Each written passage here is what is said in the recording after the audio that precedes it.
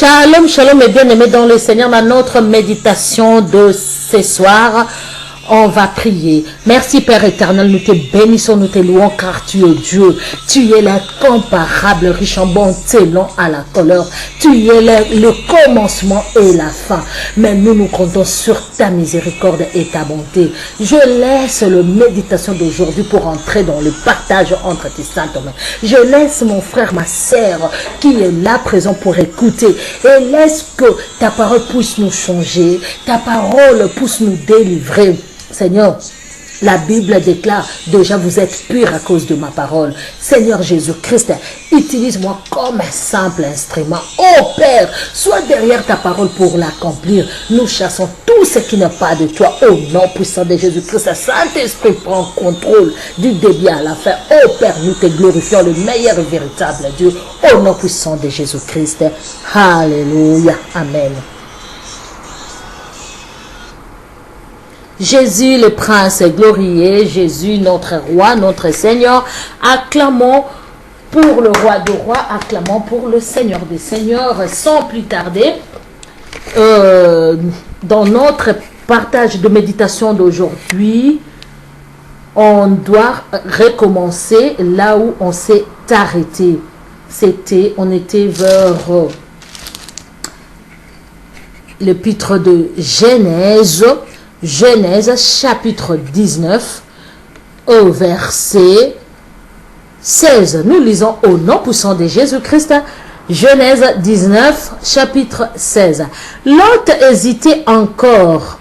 Les anges le prirent par la main ainsi que sa femme et ses deux fils et le conduirent hors de la ville car le Seigneur voulait le sauver. Bien-aimé dans le Seigneur, ici on a dit que Lot hésitez encore, comme toi et moi. Si Dieu nous parle, à des fois nous hésitons. Nous disons entre nous, nous disons dans nos cœurs, est-ce que c'est vraiment Dieu qui m'a parlé? Est-ce que le songe que je viens de le faire, est-ce que c'est Dieu qui m'a parlé? À des fois on a des doutes. L'autre aussi était de même nature que nous. L'autre aussi était un être humain. Du coup, il a regardé un peu. Il a dit, donc je dois laisser la ville. Je dois laisser la maison, mes biens. Je dois laisser mes puits, mes brebis. Et je sors seul avec mes deux enfants. Ça, c'est pas Dieu. Ça, c'est pas Dieu. Peut-être, je rêve, peut-être c'est Satan. Quel Dieu va aimer que moi je suis déjà en Europe, je construis déjà ma maison et j'ai beaucoup souffert, j'ai enduré pendant le travail pendant 10 ans pour construire ma maison et Dieu me dit que je dois quitter, je dois abandonner, je dois laisser tout pour aller me réfugier si c'est où dans la montagne parce que lui va détruire les Sodome et Gomorre. Non, ce n'est pas ces dieux-là que moi je connais. D'ailleurs, tu peux commencer à dire qu'il est riche en bonté, il est comme ça, il ne peut pas dire ça, il dit qu'il ne se répand pas il se répand pas. Si Dieu te bénit, il ne se répand pas à la bénédiction qu'il t'a promis et quelque chose comme ça. L'autre aussi doutait. Est-ce que tout ça, ça vient de Dieu? Est-ce qu'ils sont vraiment, les deux types ici, ils sont vraiment les anges de Dieu? Bien-aimé dans le Seigneur, il arrive aussi toi devant le matériel. Quand on te dit, quitte la femme là, la route que tu suis, ce n'est pas ta route. Tu peux dire, ah mais non, une belle femme comme ça, je n'ai jamais vu une femme belle comme ça. Elle parle bien français, elle s'exprime bien, intellectuelle. Elle mesure 1 mètre, je ne sais pas comment. Et moi, je dois la quitter comme ça. Elle porte bien ses talons. Elle s'habille très bien, la classe. Moi, je dois la laisser comme ça. Ah non, ce n'est pas Dieu. Ce sont des jaloux. Alléluia. Au verset 17... Lorsqu'il les eut fait sortir de la ville, l'un des anges dit à Lot, fuis pour sauver ta vie, ne regarde pas en arrière, ne t'attarde pas nulle part dans le région, réfugie-toi dans la montagne si tu veux rester en vie. Au moment où les anges accompagnaient Lot jusqu'à la porte de la ville, l'un des anges disant à Lot, sauve-toi, il dit, ne t'attarde nulle part dans la région, réfugie-toi dans la montagne si tu veux sauver le reste, si tu veux rester en vie. Bien-aimé dans le Seigneur, aujourd'hui, Dieu veut te dire, si tu veux rester en vie, avec tout ce qui se passe maintenant sur la terre, avec l'apostasie qu'on voit, si tu veux rester en vie, monte dans la montagne. Sois un homme de prière, sois une femme de prière. Si tu veux protéger ton mariage, monte dans la montagne. Dans la montagne. Si tu veux sauver tes enfants, monte dans la montagne. Si tu veux sauver ton boulot, monte dans la montagne. La montagne, c'est la prière, bien-aimé. Ici, l'ange a dit, si tu veux sauver ta vie, bien-aimé dans le Seigneur, si tu regardes bien tout ce qui se passe dans ce monde, tu vas dire, c'est la fin du monde. Parce que les disciples de Jésus ont posé une question à Jésus. Dis-nous, Seigneur, dis-nous comment on doit remarquer que c'est la fin du monde. Et Jésus lui répondit, on parlera de la guerre. Bien-aimé dans le Seigneur, on voit les attentats, on voit des guerres, on voit des famines, des viols, des crimes. Bien-aimé dans le Seigneur, montons à la montagne. Allons-y prier à la montagne. Le temps est venu, il est déjà là, que les vrais adorateurs adoreront Dieu en esprit et en vérité. Toi, tu fouilles où, bien-aimé? On n'a plus le temps. La Bible déclare, c'est lui qui est au champ qu'il fasse attention. Alléluia.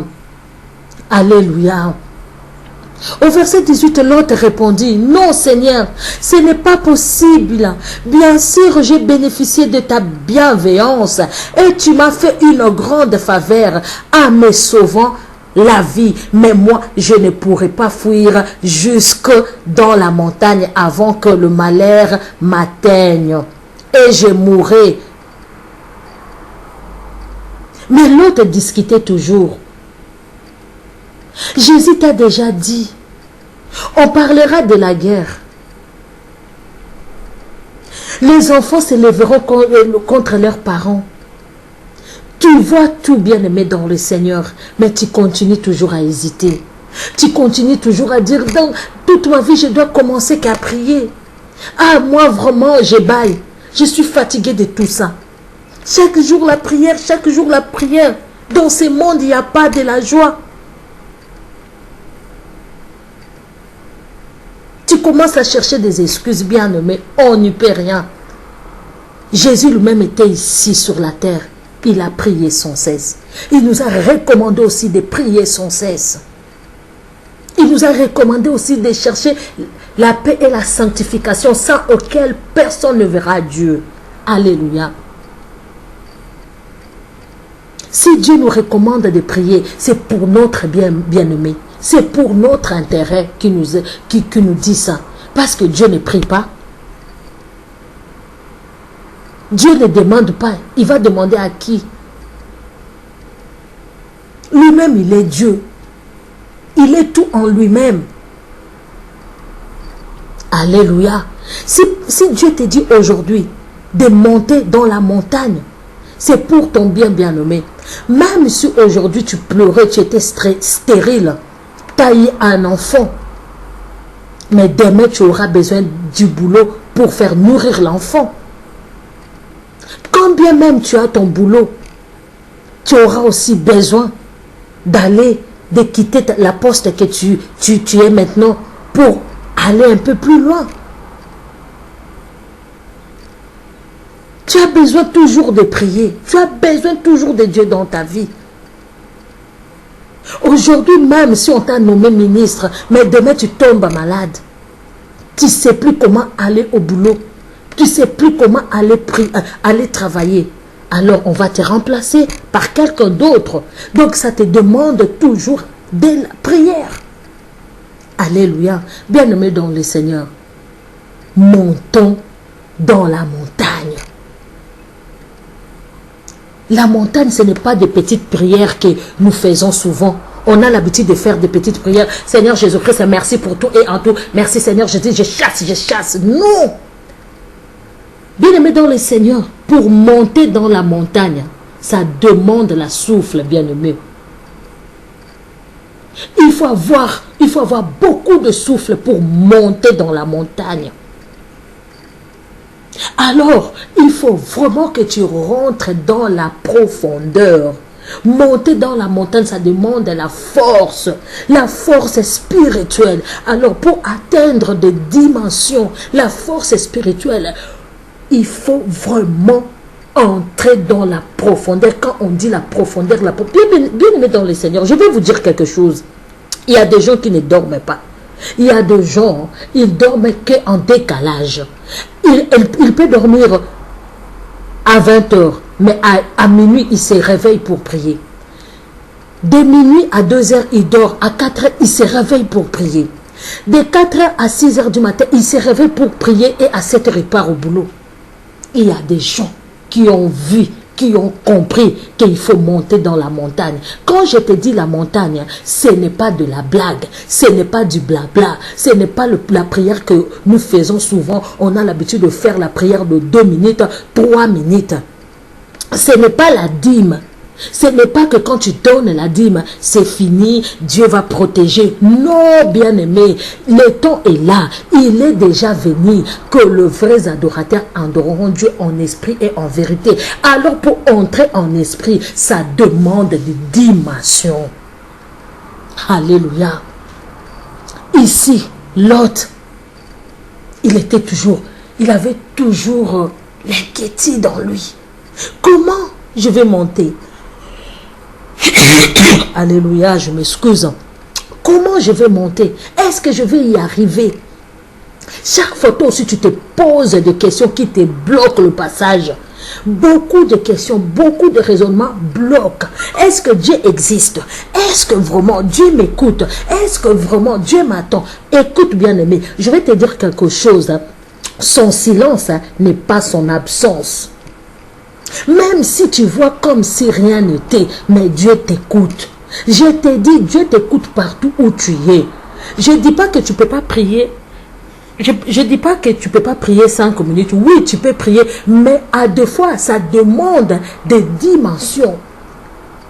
Jésus a dit, la Bible nous déclare, en priant, ne multipliez pas de vaines paroles, parce que Dieu sait. Mais il est aussi écrit, Jésus a dit à ses disciples, vous n'avez même pas pu tenir 1 heure avec moi. Qu'est-ce qui se passe?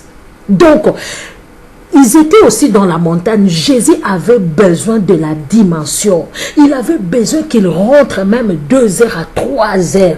À des fois, bien aimé dans le Seigneur, la vie demande beaucoup de sacrifices. Pourquoi Jésus-Christ, lui-même, le Fils de Dieu, la parole qui nous a créés, avant qu'il soit souverainement élevé, il avait besoin de la prière, il avait besoin des sacrifices de la croix, il avait besoin de monter sur la croix, être humilié pour être élevé. Humilie-toi, montons dans la montagne, bien-aimé. Alléluia. Verset 20. Tu vois cette petite ville, elle est assez proche pour que je puisse courir jusque-là. Laissez-moi me réfugier puisqu'il est si petite et j'aurai la vie sauve. Regarde nos raisonnements. Il y a des fois, Dieu veut nous amener dans d'autres dimensions. C'est à cause de notre incrédulité que tout ça bloque. C'est pourquoi Jésus-Christ, quand on l'avait posé la question, pourquoi Moïse nous a autorisé d'écrire une lettre de divorce pour nos femmes, mais toi tu as dit que personne ne sépare ce que Dieu a uni. Jésus répondit, c'est à cause de votre incrédulité. C'est la raison pour laquelle Moïse vous a dit d'écrire même une lettre de divorce. C'est à cause de votre incrédulité. Bien-aimé dans le Seigneur, regarde Lot ce qu'il demande. Les anges considèrent Lot. Avant de mettre le feu en ville, ils ont considéré Lot. Mais Lot lui-même, il ne veut pas se considérer. Il dit, je préfère aller dans de petites villes. Je préfère aller me cacher si pas loin. Je vais toujours être à côté de Sodome et Gomorrhe. Bien-aimé dans le Seigneur, peut-être Dieu t'a choisi un bon mari. Mais ça demande beaucoup des efforts pour que tu atteignes ta bénédiction. Mais c'est que toi tu demandes, oh Dieu, donne-moi seulement Ismaël.